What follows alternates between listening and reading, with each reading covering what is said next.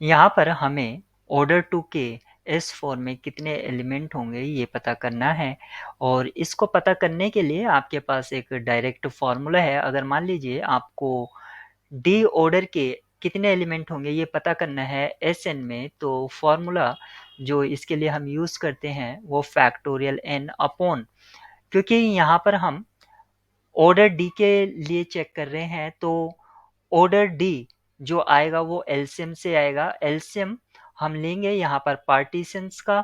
तो मान लीजिए जैसे हमने एम और एन दो नंबर हैं, इसका एलसीएम जो आया वो मान लीजिए डी आया। तो यहाँ पर पार्टीशन में एम कितनी बार रिपीट हुआ है और एन कितनी बार रिपीट हुआ है इस फॉर्मूले में इस तरह से यूज करेंगे।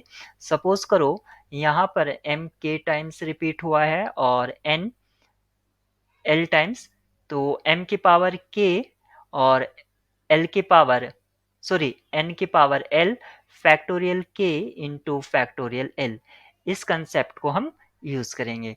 तो सबसे पहले 4 के अगर हम पार्टीशन देखते हैं तो 4 को लिख सकते हैं 4 की हेल्प से, और लिख सकते हैं 3 प्लस 1 की हेल्प से, 2 प्लस 2 की हेल्प से, और 2 प्लस 1 प्लस 1 की हेल्प से, और in last 1 plus 1 plus 1 plus 1। क्योंकि हमें ऑर्डर टू का एलिमेंट्स पता करने हैं तो यहाँ पर इस केस में अगर हम एलसीएम लेते हैं तो एलसीएम ऑफ 2 कॉमा 2 यहाँ पर 2 ही मिलेगा, और इस केस में भी अगर हम एलसीएम लेते हैं 2 कॉमा 1 का तो भी हमें 2 मिलेगा। तो ऑर्डर टू के एलिमेंट यहाँ पर और यहाँ पर एग्जिस्ट करेंगे।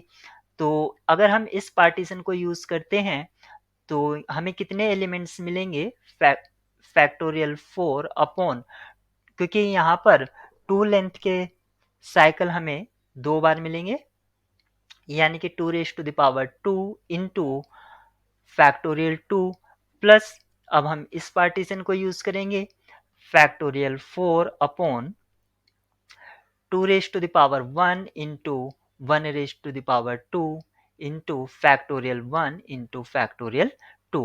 अब ये जो यहाँ पर हमें एक्सप्रेशन मिला है जिसको मैंने सर्कुलर रीजन में रख दिया है, इसको हम सॉल्व करेंगे, यानी कि इसका वैल्यू फाइंड करेंगे। फैक्टोरियल 4 को मैं लिख सकता हूँ 4 into 3 into 2, 2 raise to the power 2 4 into 2 plus factorial 4 4 into 3 into 2 2 into 2।